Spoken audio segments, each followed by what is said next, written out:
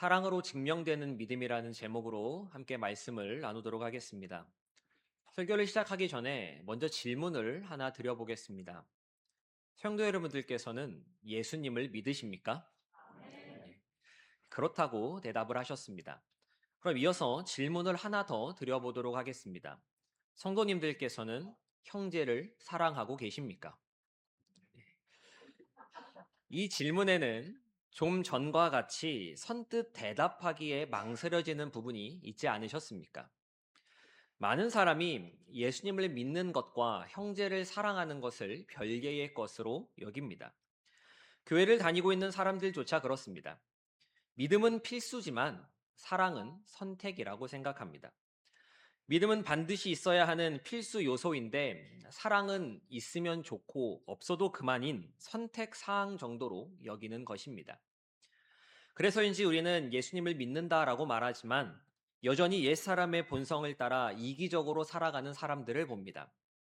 자신의 영적인 상태를 향상시키기 위한 일들, 예컨대 예배나 기도에는 시간과 정성을 쏟아 애쓰고 수고하면서 형제를 사랑하는 일, 형제의 아픔을 돌보아주는 일에는 인색한 사람들이 있습니다.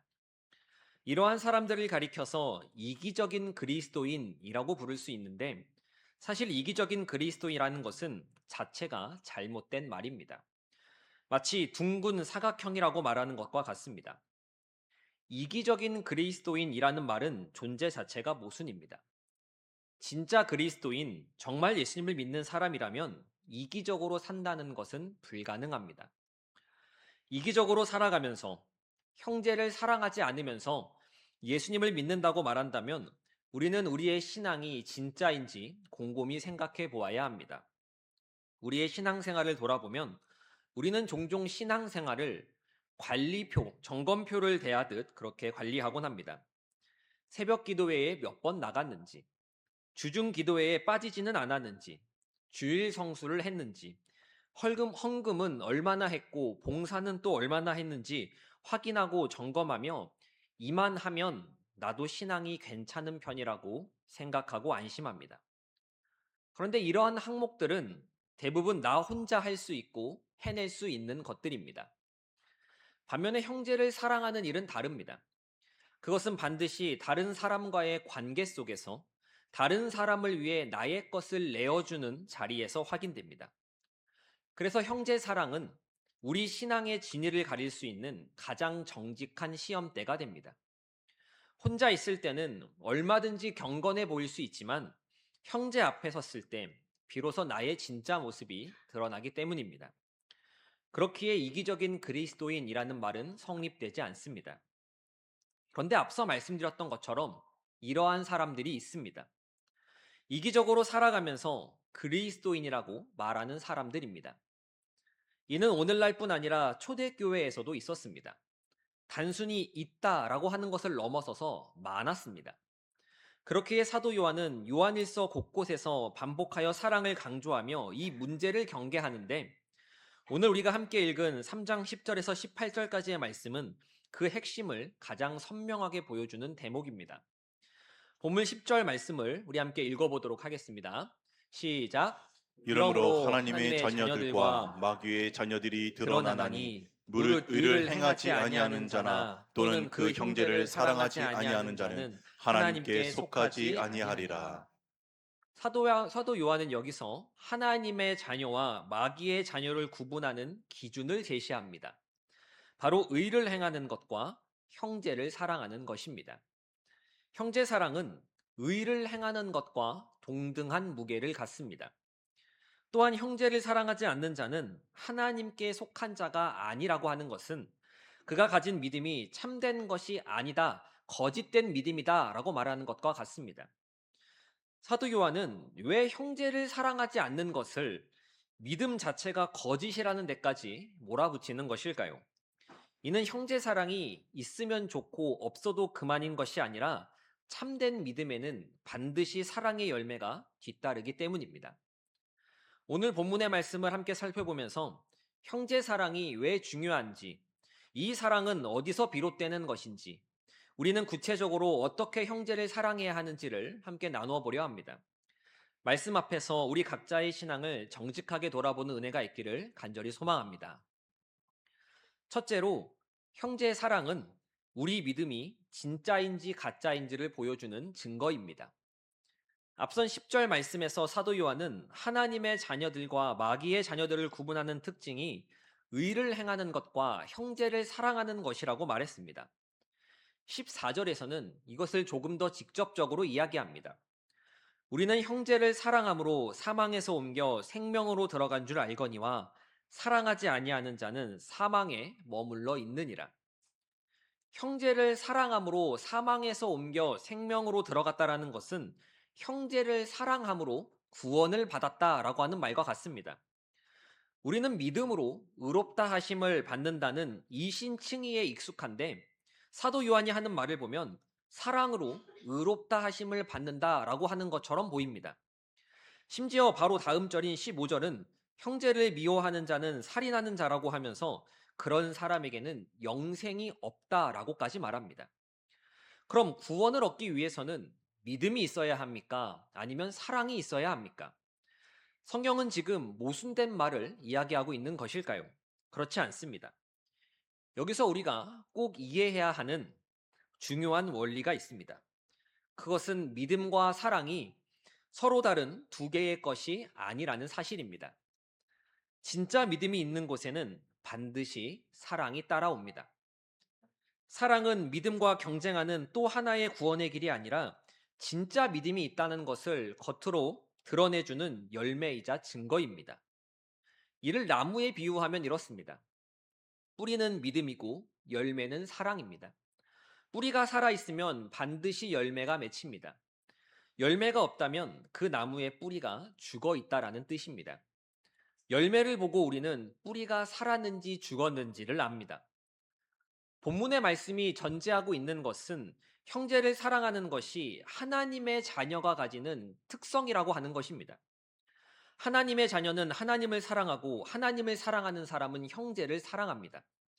하나님을 사랑하는 것과 형제를 사랑하는 것은 별개의 것이 아니라 하나입니다. 형제를 사랑하는 것은 하나님을 사랑하는 것에서 자연스럽게 흘러나오는 열매이기 때문입니다. 이것을 사도 요한은 요한일서 4장 20절에서 다시 한번 못 박아 말합니다. 누구든지 하나님을 사랑하노라 하고 그 형제를 미워하면 이는 거짓말하는 자니 보는 바 그 형제를 사랑하지 아니하는 자는 보지 못하는 바 하나님을 사랑할 수 없느니라. 눈에 보이는 형제도 사랑하지 못하는데 눈에 보이지 않는 하나님을 어떻게 사랑할 수 있겠습니까? 형제를 미워하면서 하나님을 사랑한다라고 말한다면 그것은 거짓말입니다. 사도 요한에게 있어 하나님 사랑은 형제 사랑으로 증명될 수밖에 없는 것입니다. 요한일서 3장 11절의 말씀을 보면 이렇게 말합니다. 우리는 서로 사랑할지니 이는 너희가 처음부터 들은 소식이라. 이것은 우리가 처음 복음을 듣고 예수님을 믿기로 결심했을 때 우리가 들은 그 복음 안에 이미 서로 사랑하라 라고 하는 메시지가 함께 있었다는 것입니다. 다시 말해서 형제 사랑은 나중에 신앙이 성숙해지면 교회의 연차가 쌓여가기 시작하면 선택적으로 추가되는 것이 아니라 애초에 복음에 포함되어 있던 필수 요소인 것입니다. 성도 여러분, 복음 안에는 형제 사랑이 함께 있습니다. 이것은 모든 인류를 사랑하라는 것을 말하는 것이 아닙니다. 진짜 하나님의 자녀라면 자신과 같은 하나님의 자녀를 사랑한다라는 의미입니다. 물론 그리스도인은 형제를 사랑하고 이웃을 사랑하고 심지어 원수까지도 사랑해야 합니다. 그것이 그리스도인의 부르심입니다. 그러나 본문은 형제를 사랑하는 영적 본능을 이야기하는 것입니다. 신자는 본능적으로 예수님을 믿는 사람을 보면 사랑하게 된다는 의미입니다. 거듭 말씀드리지만 형제를 사랑하는 것은 신자의 선택 사항이 아닙니다. 그렇기에 사도 요한은 형제 사랑이 거듭남의 시금석이라고 말하는 것입니다. 그리스도인은 형제를 사랑하는 사람입니다. 복음 안에 나타난 하나님의 사랑을 아는 자, 그 은혜를 입은 그리스도인에게는 형제 사랑이 마땅한 증거이자 반응입니다. 사도 바울은 갈라디아서 5장 6절에서 이렇게 말합니다. 그리스도 예수 안에서는 할례나 무할례나 효력이 없으되 사랑으로서 역사하는 믿음뿐이니라. 당시 유대인들에게는 할례를 받았는지 받지 않았는지 이것이 구원을 결정짓는 매우 중요한 문제였습니다. 오늘날 우리에게는 무엇이 그러한 자리를 차지하고 있습니까? 주일 성수를 하는 것이라든지 11조를 하는 것, 봉사하는 것, 혹은 개인의 경건을 위해 어떤 행동을 하느냐 마느냐 하는 것이지 아니겠습니까? 하지만 사도 바울은 그러한 것들보다 진짜 중요한 것은 사랑으로서 역사하는 믿음뿐이라고 말합니다. 성도 여러분, 믿음은 반드시 사랑으로 표현되어져야 합니다. 참된 믿음은 반드시 사랑으로 나타납니다. 사랑으로 나타나지 않는 믿음은 아무리 겉모습이 대단해 보여도 가짜 믿음일 뿐입니다. 그리스도 안에서 믿음과 사랑은 언제나 같이 갑니다. 우리의 믿음을 돌아보며 사랑으로 행하는 믿음, 사랑으로 역사하는 믿음으로 나아가는 저와 성도님들의 신앙이 되시기를 간절히 소망합니다. 둘째로, 우리가 형제를 사랑할 수 있는 근거는 예수 그리스도이십니다. 첫째 대지에서 우리는 형제 사랑이 참된 믿음의 증거라는 것을 살펴보았습니다. 그렇다면 이제 질문이 생깁니다. 우리는 이 형제 사랑을 도대체 어떻게 할 수 있습니까? 우리 마음속에는 여전히 미워하는 사람도 있고 껄끄러운 사람도 있으며 도무지 정이 가지 않는 사람들도 있습니다. 그럼 어떻게 해야 하겠습니까? 사도 요한은 이러한 질문에 대해 본문 16절에서 대답합니다. 우리 본문 16절의 말씀 함께 읽도록 하겠습니다. 시작. 그가 우리를 위하여 목숨을 버리셨으니 우리가 이로써 사랑을 알고 우리도 형제들을 위하여 목숨을 버리는 것이 마땅하니라. 그리스도께서 우리를 위하여 목숨을 버리신 것으로 우리가 사랑을 알았으니 우리도 형제들을 위해 목숨을 버리는 것이 마땅하다라고 그렇게 말합니다. 이것은 단순한 명령이나 강제적인 사항이 아닙니다. 우리의 목숨을 던지라고 버리라고 말하는 것이 아닙니다. 이것은 신자가 어떤 존재인지를 설명하는 말입니다. 사도 요한은 이것을 요한일서 4장 19절에서 다시 한번 언급합니다. 우리가 사랑함은 그가 먼저 우리를 사랑하셨음이라. 교회 안에서 형제가 된 사람들은 피로 맺어진 형제보다 더 의미 있는 관계입니다. 그리스도의 피로 한 형제가 되었기 때문입니다. 그렇기에 우리는 형제를 사랑해야 하는데 우리가 하는 이 사랑의 시작점은 우리 자신이 아닙니다. 그럼 누구이겠습니까? 우리 주 예수 그리스도이십니다. 그분이 먼저 우리를 위해 십자가에서 목숨을 버리셨습니다. 우리가 아직 죄인 되었을 때 그분은 우리 가운데 오셨고 먼저 우리를 사랑하셨습니다.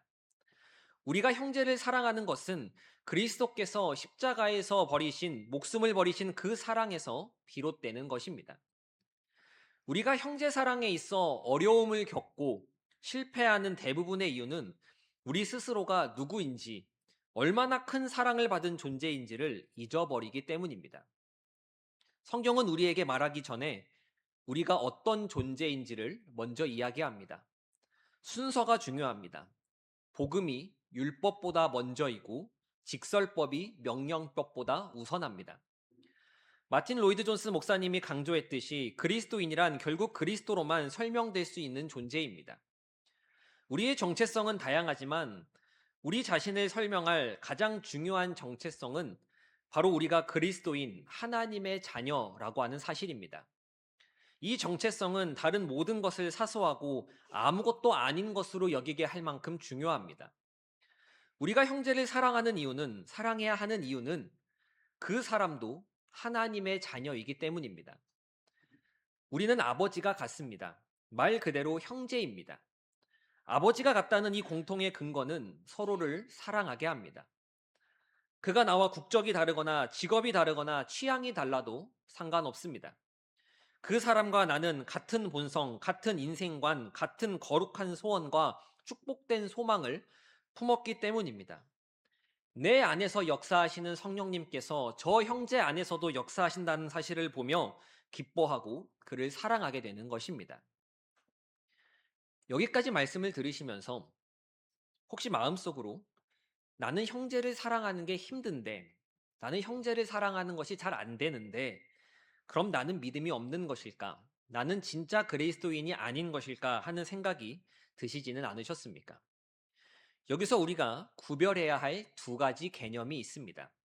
바로 좋아하는 것과 사랑하는 것입니다. 비슷해 보이지만 이 둘은 완전히 다른 개념입니다. 좋아하는 것은 감정적인 것입니다. 반면에 사랑하는 것은 이성적이고 깊이 생각하는 것이며 이해를 수반하는 의지적인 선택입니다. 지금 사도 요한이 말하는 형제 사랑은 감정을 말하는 것이 아닙니다. 이성적이고 깊이 생각하는 것이며 의지적인 선택을 이야기하고 있는 것입니다. 사람은 누구나 자신만의 기호나 취향, 기질을 가지고 있고 그런 기호나 취향, 기질 등은 사람마다 다르기 마련입니다. 그렇기 때문에 우리는 자연적으로 좋아하기 힘들고 꺼려지는 사람들이 있습니다. 사도 요한은 이러한 성향이나 기질의 요소를 무시하는 것이 아닙니다.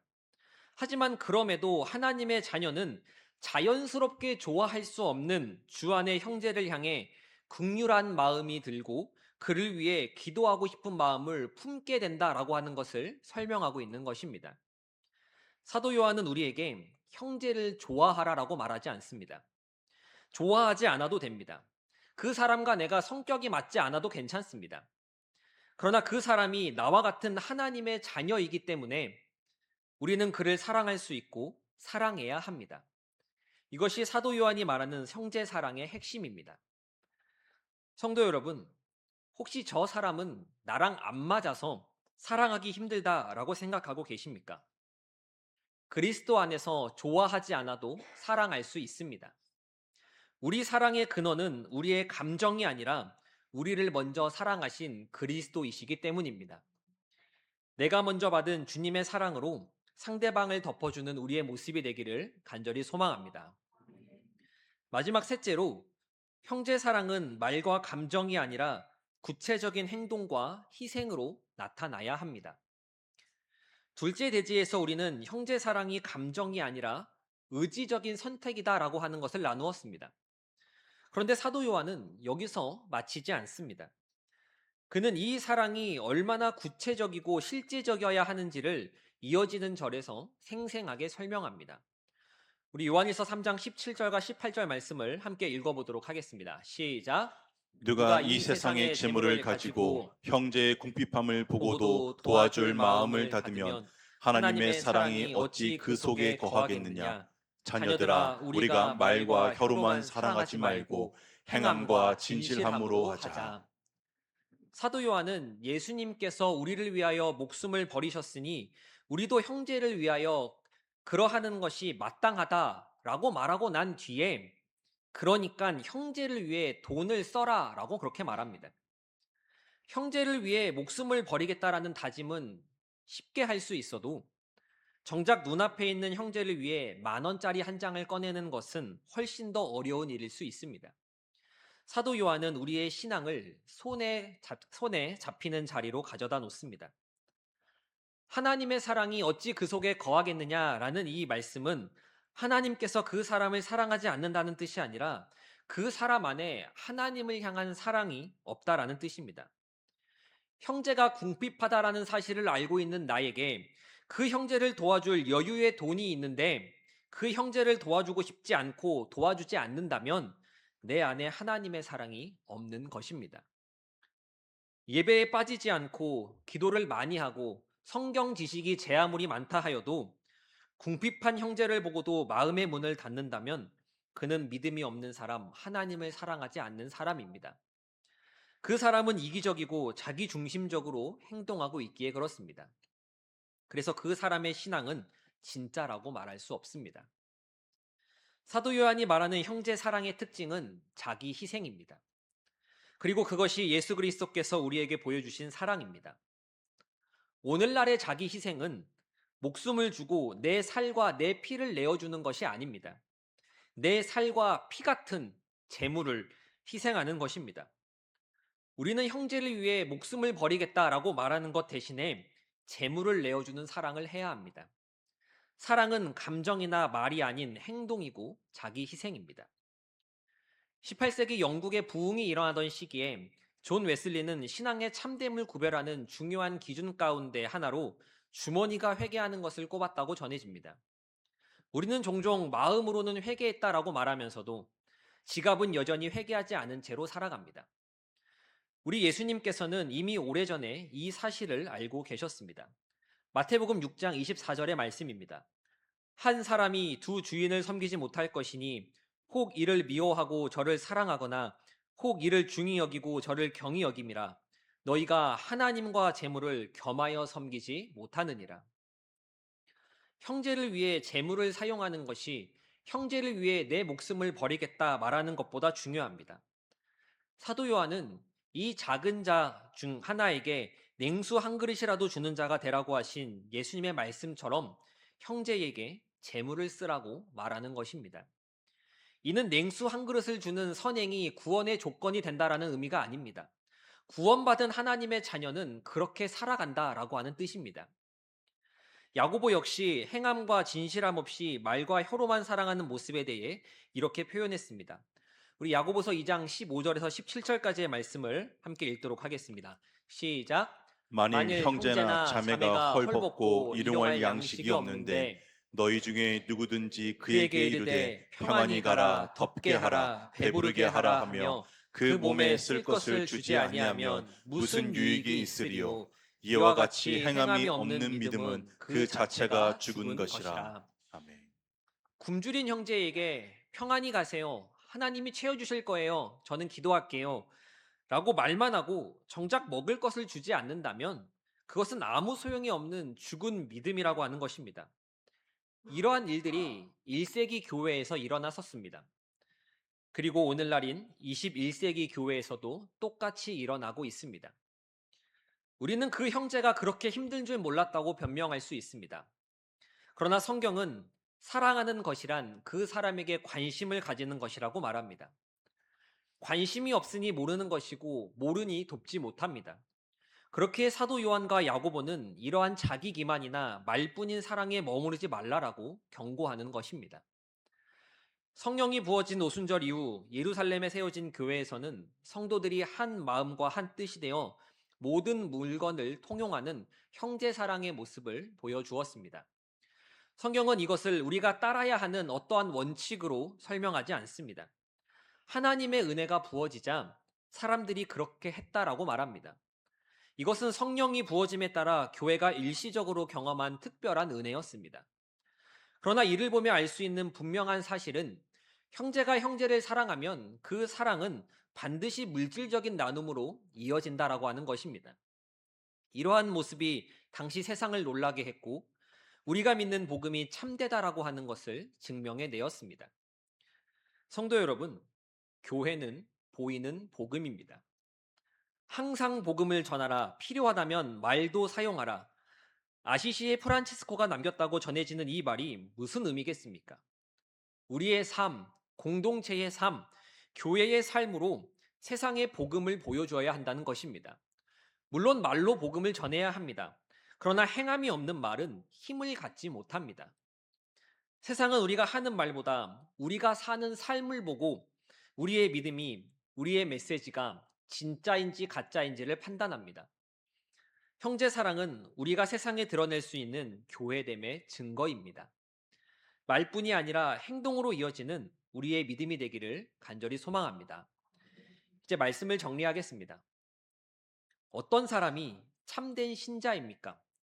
형제를 사랑하는 사람이 참된 그리스도인입니다. 우리의 믿음은 형제를 사랑하는 것으로 증명되어야 합니다. 오늘 말씀을 통해 세 가지를 나누어 보았습니다. 첫째로 형제 사랑은 우리의 믿음이 진짜인지 가짜인지를 보여주는 증거임을 나누었고, 둘째로 우리가 형제를 사랑할 수 있는 근거는 예수 그리스도로 인함임을 나누었으며, 마지막 셋째로 형제 사랑은 말과 감정이 아니라 구체적인 행동과 희생으로 나타나야 함을 나누었습니다. 형제 사랑이란 결국 우리 각자가 소중히 여기는 것을 형제를 위해 내려놓는 것이라고 할 수 있습니다. 그것이 돈일 수 있고 시간일 수 있으며 방해받고 싶지 않은 사생활일 수도 있습니다. 우리와 같은 육신으로 이 땅에 오신 예수님께서는 형제의 사랑을 위해 그러한 것들을 모두 내려놓으셨습니다. 쉬고 싶을 때도 자신을 따르는 많은 무리들을 섬기셨습니다. 그분은 언제나 방해받을 준비와 낭비할 준비가 되어 있으셨습니다. 그렇게 예수님께서는 우리를 위해 하나님으로서 자신의 모든 영광과 권리를 포기하셨고 자신의 목숨까지 우리에게 내어주셨습니다. 성도 여러분, 여러분들께서 중요하게 여기시는 것은 무엇입니까? 돈입니까? 시간입니까? 아무도 침범할 수 없는 사생활입니까? 아니면 자신의 성격과 기질, 취향입니까? 성경은 형제를 사랑하기 위해 그것을 손해보라고 이야기합니다. 그것을 양보하라고 말합니다. 이것이 그리스도께서 우리를 사랑하신 방식이었고 우리가 형제를 사랑하도록 부름받은 방식입니다. 교회는 그리스도께서 우리를 위하여 목숨을 버리신 것을 통해 사랑을 배웠고 그 그리스도의 사랑으로 형제 사랑을 배우고 실천하는 사람들의 모임입니다. 성도 여러분, 말과 혀로만 사랑하지 말고 행함과 진실함으로 사랑하시길 바랍니다.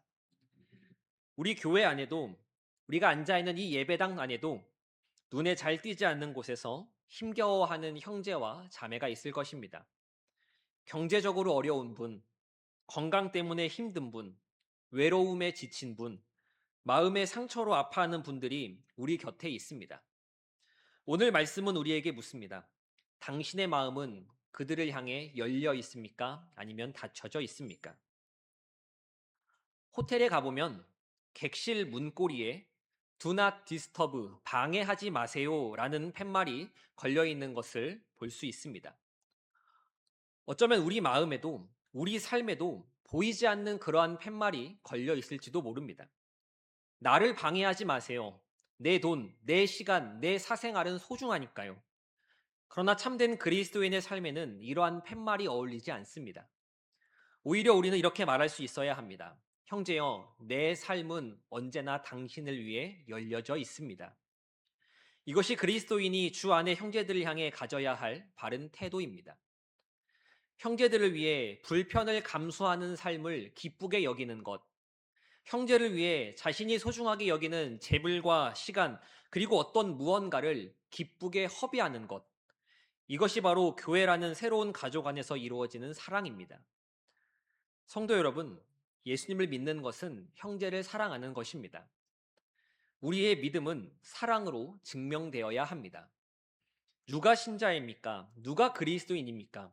그리스도 안에서 구원받은 형제를 내 몸과 같이 사랑하는 자입니다. 믿음과 사랑은 결코 나누어지지 않습니다.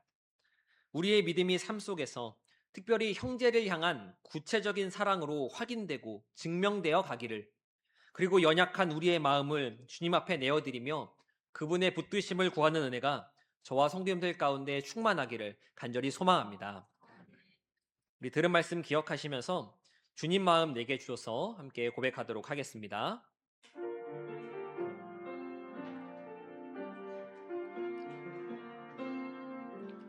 보소서 주님, 나의 마음을 선한 것 하나 없습니다. 그러나 내 모든 것 주께 드립니다. 사랑으로 안으시고 날 새롭게 하소서. 보소서 주님, 보소서 주님, 나의 마음을 선한 것 하나 없습니다. 그러나 내 모든 것 주께 드립니다. 사랑으로 안으시고 날 새롭게 하소서. 주님 마음 내게 주소서. 주님 마음 내게 주소서. 내 아버지, 주님 마음 내게 주소서. 나를 향하신 주님의 뜻이 이루어지도록 주님만 내게 주소서. 내게 사랑을 가르치소서. 내게 사랑을 가르치소서. 당신의 마음으로 용서하게 하소서. 주의 성령 내게 채우사 주의 길 가게 하소서. 주님 당신 마음 주소서. 주의 성령 내게 채우사 주의 길 가게 하소서. 주님 당신 마음 주소서. 주님 마음 내게 주소서. 내 아버지 주님 마음 내게 주소서. 나를 향하신 주님의 뜻이 이루어지도록 주님 마음 내게 주소서. 이 시간 들은 말씀을 기억하시면서 함께 기도하도록 하겠습니다. 나의 마음은, 나의 믿음은 지금 형제의 사랑으로 증명되고 있습니까? 입술로는 주님을 사랑한다 하면서 정작 형제를 향해서는 마음의 문을 닫고 살아오지는 않았습니까? 내 돈과 내 시간과 내 사생활은 소중히 여기면서 형제의 궁핍함과 형제의 아픔에는 무관심한 채 살아오지는 않았습니까? 나의 마음에도 나의 삶에도 방해하지 말라는 팻말을 걸어두고 있지는 않았습니까? 주님, 우리를 위해 목숨을 버리기까지 사랑하신 그 사랑을 다시금 깨닫게 하여 주옵소서. 우리가 받은 사랑이 얼마나 큰지 잊어버렸기에 형제를 사랑하는 일에 이토록 인색하였음을 고백합니다. 이제 우리의 믿음이 말과 혀로만 있지 않게 하시고 행함과 진실함으로 나타나게 하시며 소중히 여기던 것을 형제를 위해 기쁘게 내어드릴 수 있는 우리의 믿음이 되게 하여 주옵소서. 우리 합심하여 함께 기도하도록 하겠습니다. 기도하겠습니다. 하나님 아버지, 감사합니다. 기록된 말씀을 통하여 우리의 믿음과 또 우리의 마음을 다시금 돌아보게 하시니 감사를 드립니다. 나의 믿음은 형제 사랑으로 증명되고 있는지를 돌아봅니다. 입술로는 주님을 사랑한다 하면서 찬양으로는 그렇게 고백하면서 정작 내 옆에 있는 형제를 위해 내 이웃을 향해서는 마음의 문을 닫은 채 관심 없는 채 그렇게 살아오진 않았습니까? 내 돈과 내 시간과 내 사생활은 소중히 여기면서도 형제의 궁핍함과 아픔에는 무관심하지는 않았습니까? 하나님, 이 시간 주의 말씀을 통하여 우리를 위해 목숨을 버리기까지 사랑하신 그 사랑을 다시금 깨닫게 하여 주옵소서. 우리가 받은 사랑이 얼마나 큰지, 내가 얼마나 놀라운 사랑을 받았는지 다시금 기억하게 하여 주시고, 그 사랑을 기억하며 우리의 믿음이, 우리의 사랑이 말과 혀로만 있지 않게 하시고 행함과 진실함으로 나타날 수 있도록 은혜 베풀어 주옵소서. 이제는 소중히 여기던 것들, 나의 재물과 나의 시간과 나의 여러 가지 것들을 나의 형제를 위해, 주님께서 빚값 주고 산 그 형제를 위해 기쁘게 내어드리며 기쁘게 허비할 수 있는 저와 성도님들의 마음과 믿음이 될 수 있도록, 그러한 신앙으로 살아갈 수 있도록 주여 역사하여 주옵소서. 우리의 믿음을 사랑을 통하여 사랑으로 증명되는 믿음이 되어 우리의 가정과 이웃과 또 주변의 유지들에게 우리가 함께 복음을 전하고 말씀을 전하며 우리의 참됨을 전할 수 있는 그러한 우리 귀하고 복된 서울제일교회 공동체 다 될 수 있도록 하나님 역사하여 주옵소서. 하나님 아버지, 오늘 말씀을 통해 우리의 믿음이 사랑으로 증명된다는 것을 깨닫게 하시니 감사를 드립니다. 우리를 위해 목숨을 버리기까지 사랑하신 그 사랑을 다시금 깊이 묵상하기 원합니다. 십자가에서 우리를 먼저 사랑하신 주님의 그 사랑을 우리가 잃어버렸기에 형제를 사랑하는 일에 이토록 인색하였음을 고백합니다. 내 돈과 내 시간과 내 사생활은 소중히 여기면서도 형제의 궁핍함과 형제의 아픔에는 무관심한 채 살아온 우리의 모습을 용서하여 주옵소서. 이제 우리의 믿음이 말과 혀로만 있지 않게 하시고 행함과 진실함으로 나타나게 하여 주옵소서. 나의 마음에도 나의 삶에도 걸어두었던 방해하지 말라는 팻말을 내려놓게 하시고 나의 소중히 여기던 것들을 형제를 위해 기쁘게 내어드릴 수 있는 저와 성도님들이 되게 하여 주옵소서. 우리의 믿음이 삶 속에서 특별히 형제를 향한 구체적인 사랑으로 확인되고 증명되어 가는 은혜를 우리 가운데 더하여 주옵소서. 우리 구주 예수 그리스도 이름으로 간절히 기도하옵나이다. 아멘.